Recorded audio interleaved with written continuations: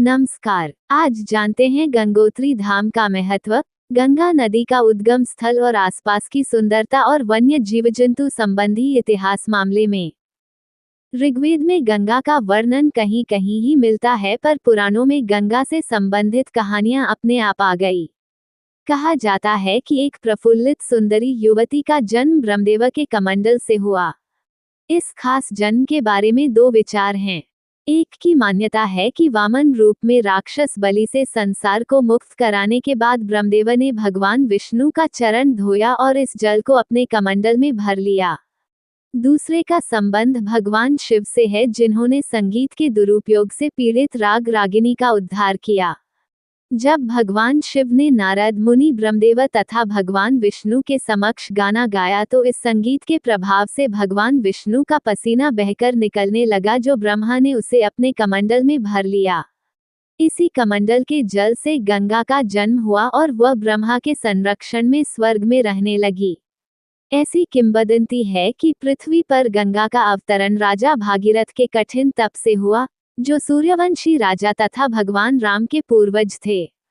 मंदिर के बगल में एक भागीरथ शिला, एक पत्थर का टुकड़ा, है जहां भागीरथ ने भगवान शिव की आराधना की थी। कहा जाता है कि जब राजा सगर ने अपना 100वां अश्वमेध यज्ञ किया, जिसमें यज्ञ करने वाले राजा द्वारा एक घोड़ा निर्बाध वापस आ जाता है तो वह सारा क्षेत्र यज्ञ करने वाले का हो जाता है, तो इंद्रदेव ने अपना राज्य छिन जाने के भय से भयभीत होकर उस घोड़े को कपिल मुनि के आश्रम के पास छिपा दिया। राजा सगर के 60,000 पुत्रों ने घोड़े की खोज करते हुए तप में लीन कपिल मुनि को परेशान एवं अपमानित किया।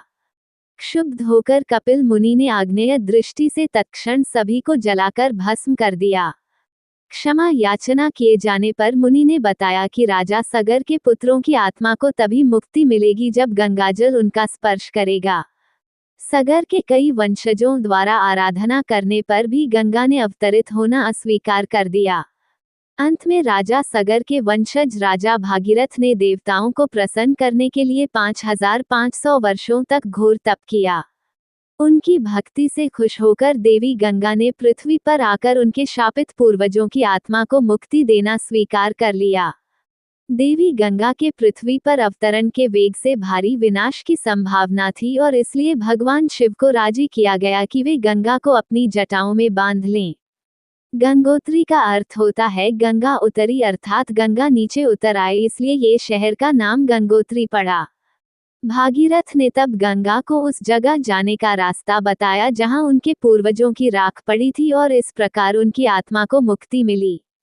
परंतु एक और दुर्घटना के बाद ही यह हुआ। गंगा ने जाहनु मुनि के आश्रम को पानी में डुबा दिया। मुनि क्रोध में पूरी गंगा को ही पी गए, पर भागीरथ के आग्रह पर उन्होंने अपने कान से गंगा को बाहर निकाल दिया।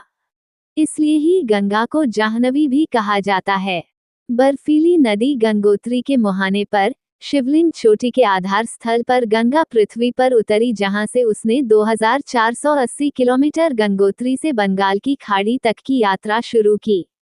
इस विशाल नदी के उद्गम स्थल पर इसका नाम भागीरथी है, जो उस महान तपस्वी भागीरथ के नाम पर है, जिनके आग्रह पर गंगा स्वर्ग छोड़कर पृथ्वी पर आई। देवप्रयाग में अलकनंदा से मिलने पर इसका नाम गंगा हो गया। माना जाता है कि महाकाव्य महाभारत के नायक पांडवों ने कुरुक्षेत्र में अपने सगे संबंधियों की मृत्यु पर प्रायश्चित करने के लिए देव यज्ञ गंगोत्री में ही किया था। गंगा को प्रायः शिव की जटाओं में रहने के कारण भी आदर पाती है। गंगा को महाभारत में पितामह भीष्म की माता होने की भी बातें सामने आई हैं। इसलिए पीएम भीष्म को गंगा पुत्र भीष्म के नाम से भी जाना जाता है। एक दूसरी किंवदंती यह है कि गंगा मानव रूप में पृथ्वी पर अवतरित हुई और उन्होंने पांडवों के पूर्वज राजा शांतनु से विवाह किया, जहां उन्होंने 7 बच्चों को जन्म देकर बिना कोई कारण बताए नदी में बहा दिया। राजा शांतनु के हस्तक्षेप करने पर 8वें पुत्र भीष्म को रहने दिया गया, पर तब गंगा उन्हें छोड़कर चली गई।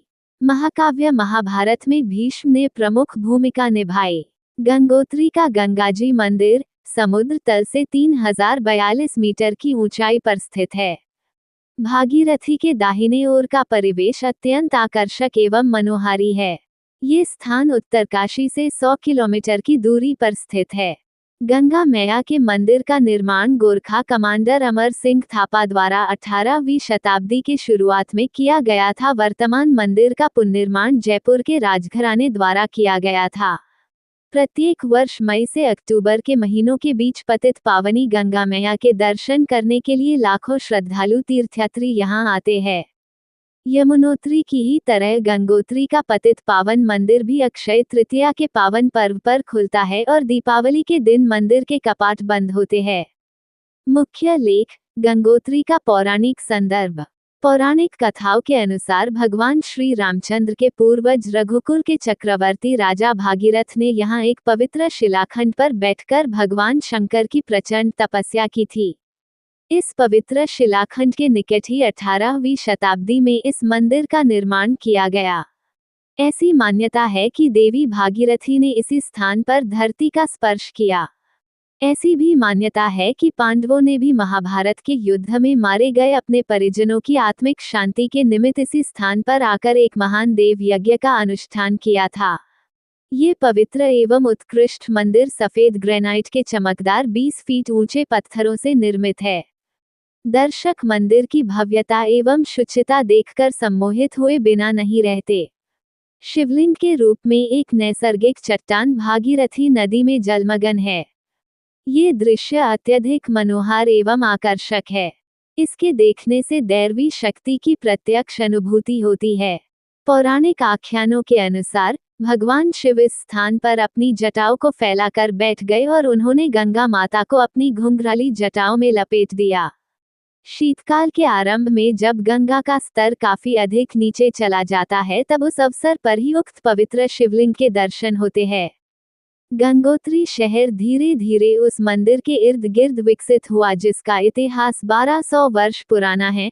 इसके पहले भी अनजाने कई सदियों से यह मंदिर हिंदुओं के लिए आध्यात्मिक प्रेरणा का स्रोत रहा है। चूंकि पुराने काल में चार धामों की तीर्थयात्रा पैदल हुआ करती थी तथा उन दिनों इसकी चढ़ाई दुर्गम थी, इसलिए वर्ष 1980 के दशक में गंगोत्री की सड़क बनी और तब से इस शहर का विकास द्रुत गति से हुआ।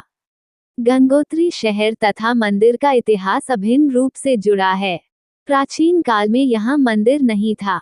गंगोत्री में सेमवाल पुजारियों के द्वारा गंगा मां के साकार रूप यानी गंगा धारा की पूजा की जाती थी। भागीरथी शिला के निकट एक मंच था जहां यात्रा मौसम के 3-4 महीनों के लिए देवी देवताओं की मूर्तियां रखी जाती थी। इन मूर्तियों को मुखबा आदि गांव से लाया जाता था जिन्हें यात्रा मौसम के बाद फिर उन्हीं गांवों में लौटा दिया जाता था। गढ़वाल के गुरखा सेनापति अमर सिंह थापा ने 18वीं सदी में गंगोत्री मंदिर का निर्माण सेमवाल पुजारियों के निवेदन पर उसी जगह जहां भागीरथ ने तप किया था।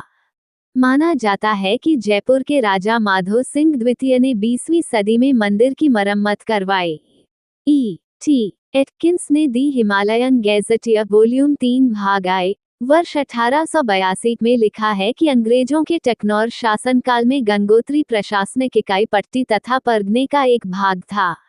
वो उसी मंदिर के ढांचे का वर्णन करता है जो आज है। एटकिंस आगे बताते हैं कि मंदिर परिवेश के अंदर कार्यकारी ब्राह्मण पुजारी के लिए एक छोटा घर था तथा बाहर तीर्थयात्रियों के लिए लकड़ी का छायादार ढांचा था। जानते हैं मौसम और आसपास की सुंदरता मामले में ग्रीष्म दिन के समय सुहावना तथा रात में समय सर्द। न्यूनतम तापमान 6 से तथा अधिकतम 20 से। शीतकाल सितंबर से नवंबर तक दिन के समय सुहावना, रात के समय अधिक ठंडा। दिसंबर से मार्च तक हिमाच्छादित। तापमान 0 से कम। गंगोत्री अवस्था को एक नाम दिया जा सकता है प्रेरणात्मक। नाटकीय परिदृश्यों में शामिल हैं ऊंचे बर्फीले शिखर जिसकी पृष्ठभूमि में हैं गहरी गड़ी घाटियां जहां सिरों एवं देवदार के पेड़ों के बीच झिलमिलाती नदियों का आगमन होता है। ये भौतिक दृश्य एक जादू बिखेरता है। सदियों से ये लाखों तीर्थयात्रियों को आध्यात्मिक उत्साह तथा हजारों साहसिकों को एक चिरंतर चुनौती देता रहा है।